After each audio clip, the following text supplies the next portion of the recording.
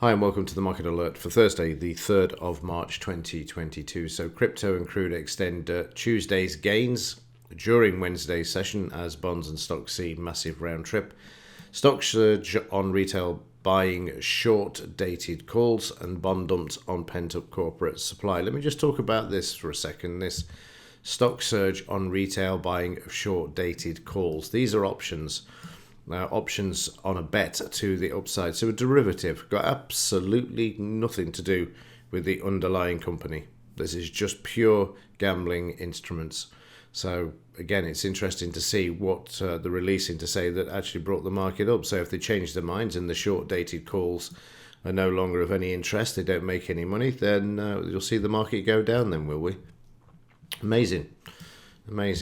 And this also, City stopped out of short oil at double-digit loss as TDC's oil spiking to 145. What did I say yesterday? When we looked at the monthly chart of oil, we saw 144, 148, depending which data provider you look at, and the price of oil heading to this. The all-time highs are always taken out, except for silver, of course, but that's a different story. We hit the $92 per barrel stop loss on our short December. I was no point reading that because it doesn't really matter. They were stopped out for an 11.5% loss. But it's silly being short in crude oil, I have to say, when there is a war breaking out or actually in progress, as we now have it most odd. And today's news, just the Fed really. We got the ISM at 3 p.m. as well. And the gold-silver ratio is moving to the downside. And if it's moving to the downside, this must mean that the silver price is moving to the upside. And we'll look at that in a bit more detail in just a moment. But first, let's start off with the Dow. We had a straight reversal off Tuesday's down day during Wednesday, the market closing back above the 5-bar moving average. We've got some fibs on the upside, drawn from here down to here and then projected back. We need to take out, obviously, the resistance to the left first, where you've got the purple or mauve line, 62, 20-bar moving average, 78, 50 MA, 89, and 200 MA on the upside. Now, there's nothing to stop the market from springing up like this, because yesterday, during the trading session, the market reversed and shot up 100 points. I thought Putin had been waving his white handkerchief at one point, the speed with which it moved to the upside, but then it wasn't. I think it was the Canadians actually increasing interest rates by 0.25%. But you can see we're sideways and we're holding at the moment. But, we don't know what's going to happen, so always keep the options open. The market can either move to the upside, and I'm stating the obvious here, but normally outside of a war situation it would be easy to predict, wouldn't it? Because it would just be this, because of what we've had for the last 13 years or more. But always keep the downside in mind as well, just like we had on Tuesday. But of course it was more aggressive in the DAX. In the 30-minute chart for yesterday, we kicked off in the morning really. We got 7:30 here. The market was oversold. We had the demand and they just moved the market. And then when the Dow opened at 2:30, they just kept it going. But don't forget, Powell was testifying yesterday. And obviously what he said was supportive of the market and they could use it. Plus all of those traders allegedly buying the call options, the short-dated call options, what they're hoping for. When they mean short-dated, we mean the March ones, which I think are due to expire. Where are we? Thursday. It'll be a week tomorrow, which should be the quadruple witching of the options. So that will bring some volatility a week tomorrow. But yeah, they're hoping within a week, the market, there'll be some good news and it will spike and they will make several thousand% on those call options. Let's have a look at the DAX, and in the daily DAX. We started moving down yesterday. Certainly, we're starting to see a bit of a change in momentum here at the moment. Big demand again yesterday. Let me just move this up a bit so you can see in a crossover in the stochastics. An attempt to move higher.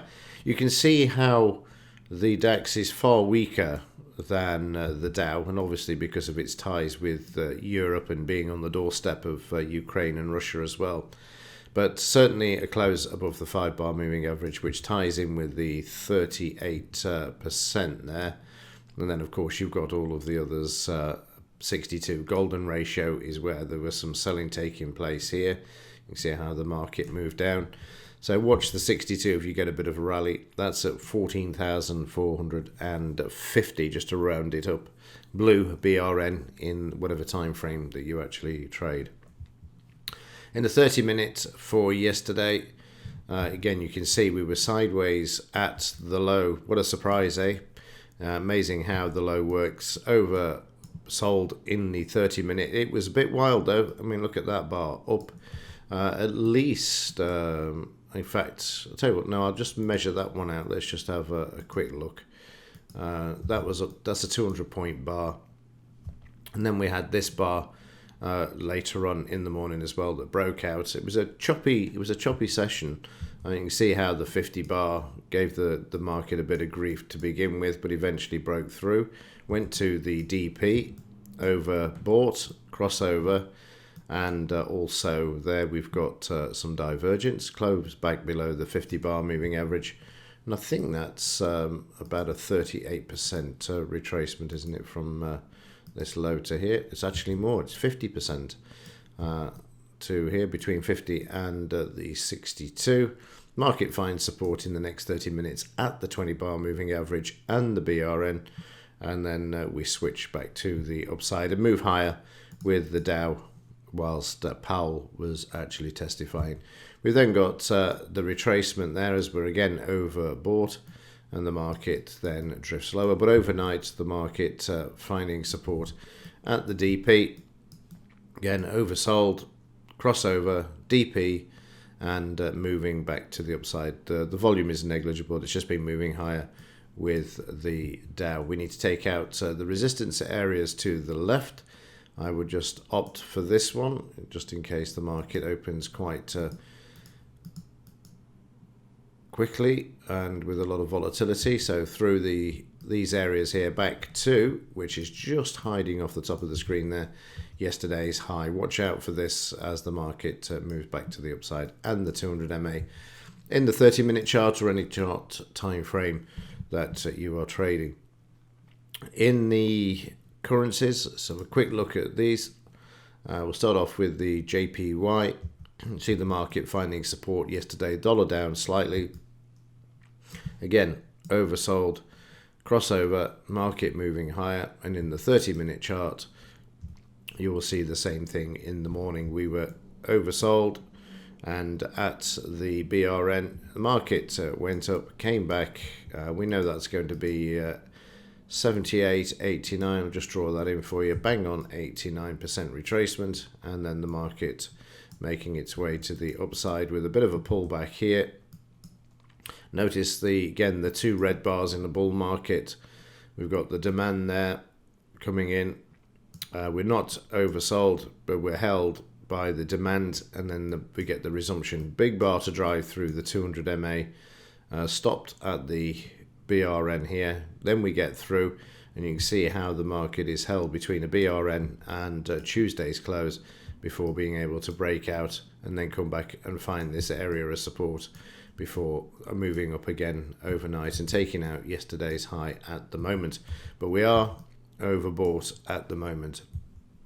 In the pound, also coming off fib retracement area there, oversold, divergence, crossover. And in the 30-minute pound, a similar picture to yesterday, overbought, demand at the S1, which you can see there. Again, you'll get the retracement back to the S1, and then off we go. And again, not too dissimilar from the yen. At mid-morning, you can see we had a bit of a pullback, but we have one bar that closes. That bar closed below the 20 bar moving average, but it didn't stop it. The market reversed, and then again you can see we've got a supply at the 200 MA and also the DP, but we get support at the BRN. and the market then goes on to make the second move to the upside. So you've got this situation here, pullback, up, pullback, up, and then a small pullback in there before the market starts to move in the opposite direction. 200 MA there when the market's found support, oversold, and has traded up to the previous day's high, just as the silver market, as the yen did. Sorry, I'm thinking of silver, which we're going to move on to now. Getting ahead of myself there.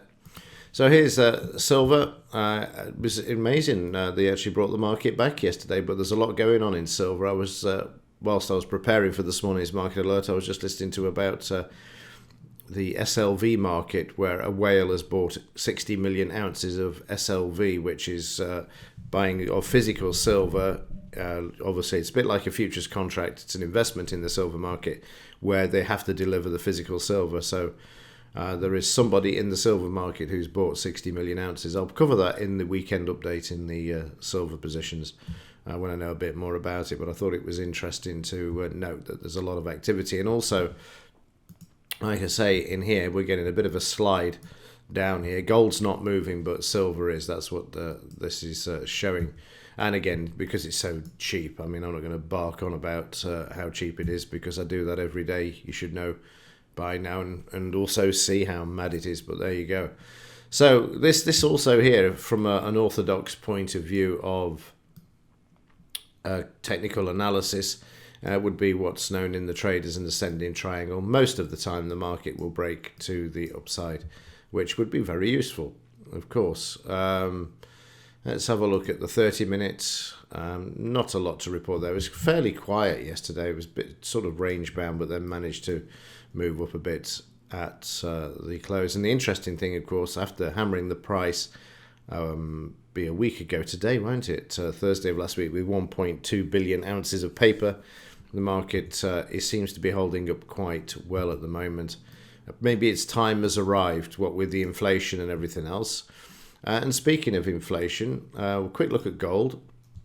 You can see that this is also trying to move high, but struggling a bit at the moment at the 78% retracement. It needs to take this out in order to move higher. A quick look at the dollar. Yesterday trading up to multiple previous price support areas here with supply, and we're seriously overbought here as well, with some divergence now.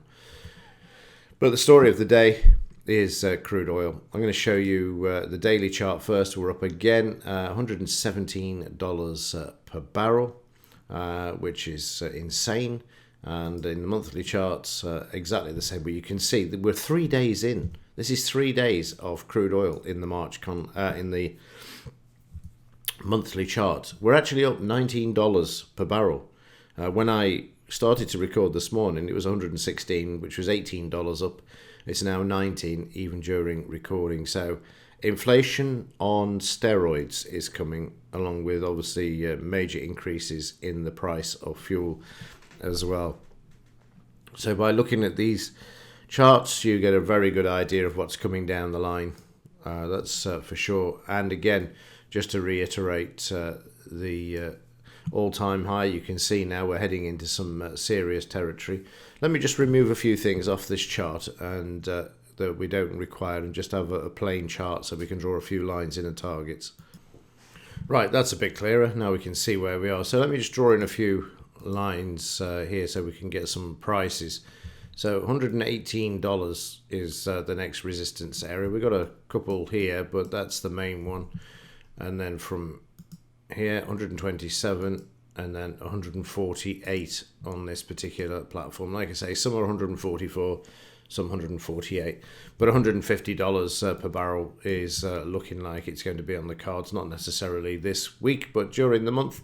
If the war continues and it becomes worse, then that will be the case. You always get new all-time highs. If we get through 150, then God forbid we get to $200. But there you go. There's the long-term picture of the crude oil at the moment, which is looking not too good for the inflation.